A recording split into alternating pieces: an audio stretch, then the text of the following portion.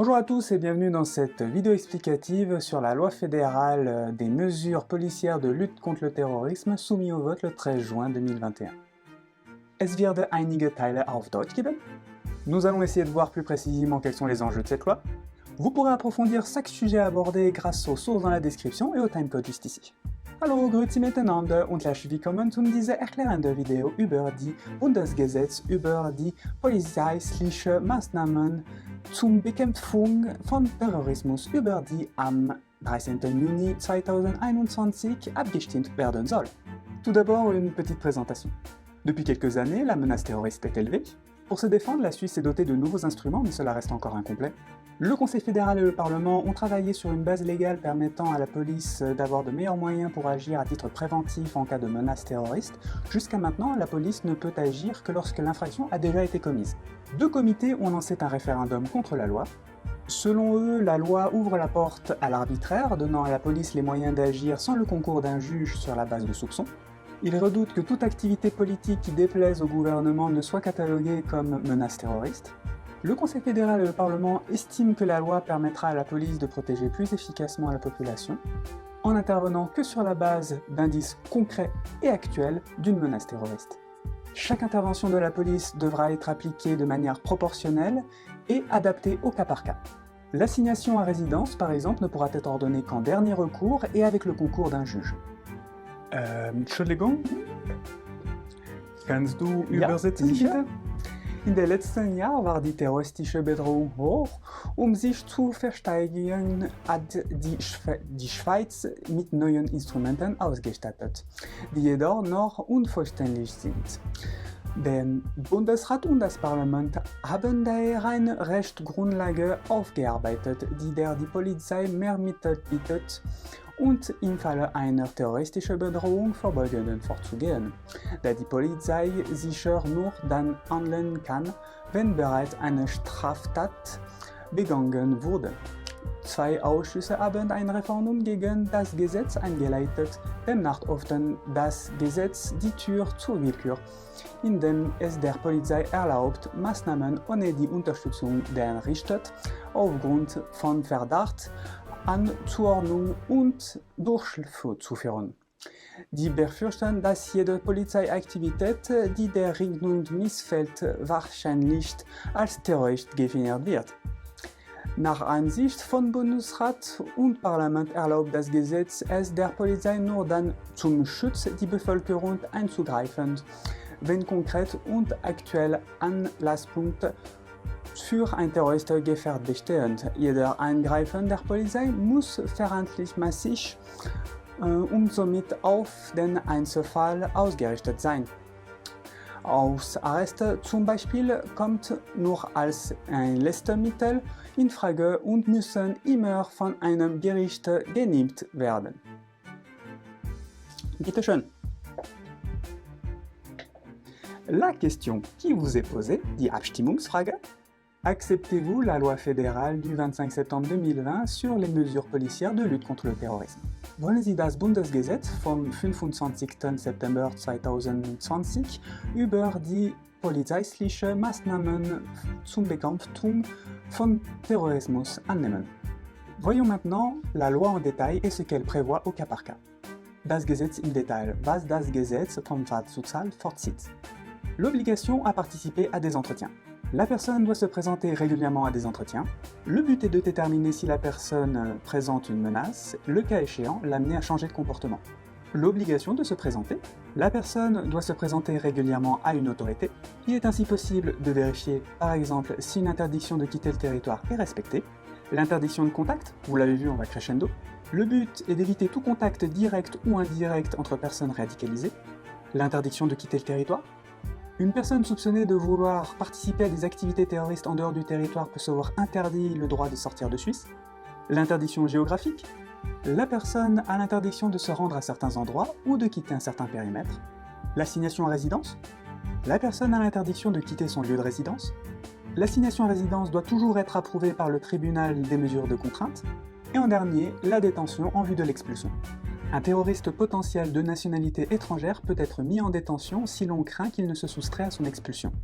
La loi prévoit des dispositions visant à éviter tout abus arbitraire ou application disproportionnée. Toutes les mesures sont temporaires. De 1, elles sont ordonnées au cas par cas. De 2, des indices concrets et actuels laissent présumer d'une menace terroriste. De 3, les nouvelles mesures plus fortes ne sont appliquées uniquement si les plus légères n'ont pas été respectées ou sont un échec. 4, ces mesures sont limitées dans le temps.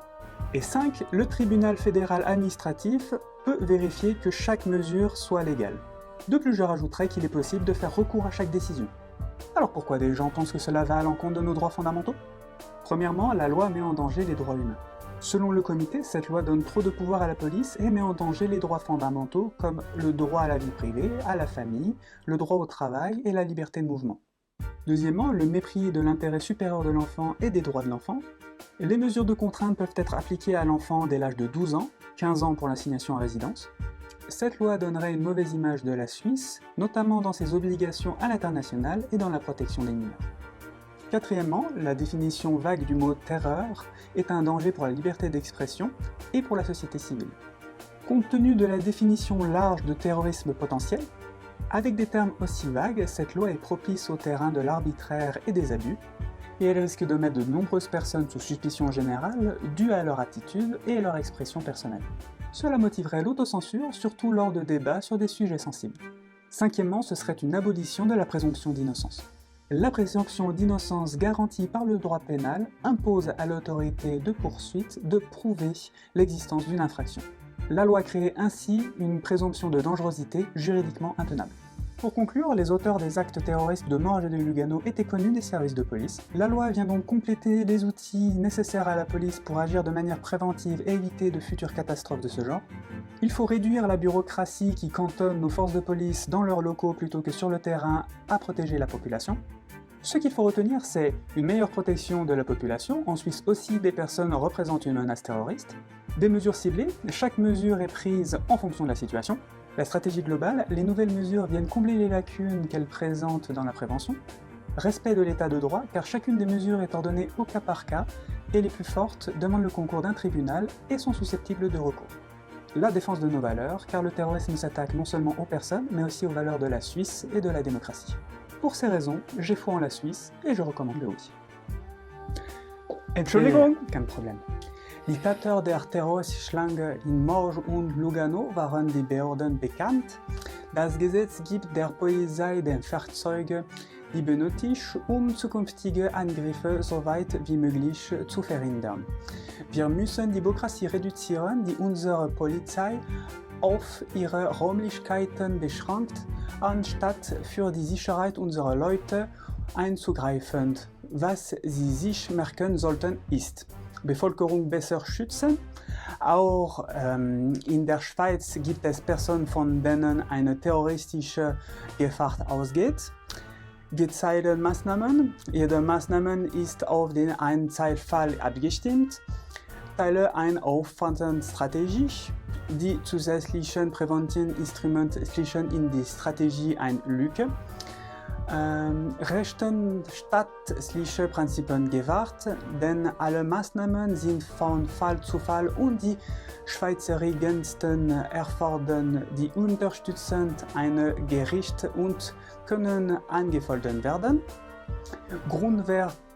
Grundwerte waren: Terrorismus ist immer auf ein Angriff auf die gesellschaftlichen Grundwerte und die demokratischen Einrichtungen eines Landes. Auf diese Gründe habe ich in Vertrauen in die Schweiz und empfehle das Ja. Dankeschön. Bitteschön. Et voici qui clôt cette vidéo explicative sur la loi fédérale des mesures policières de lutte contre le terrorisme. Merci de l'avoir suivi. N'hésitez pas à vous abonner, à commenter et à liker pour qu'on discute de tous les sujets qui ont été abordés. Retrouvez toutes les sources en description. On se retrouve la prochaine fois pour parler du dernier objet en votation le 13 juin à propos de la loi Covid. Vous pouvez retrouver d'autres vidéos explicatives sur la loi contre les pesticides, la loi pour l'eau potable ou la loi CO2 ici. Vielen Dank, dass Sie mir folgen. Finden Sie alle Quellen in Beschreibung für weitere Informationen. Das nächste Mal werden wir uns treffen, auch im Abstimmungsprogramm vom 13. Juni 2021 über die Covid-Gesetz zu sprechen. Finden Sie andere erklärende Video über die Abstimmungsprogramm vom 13. Juni 2021 hier. Merci vielmals, à la prochaine. Tschüss!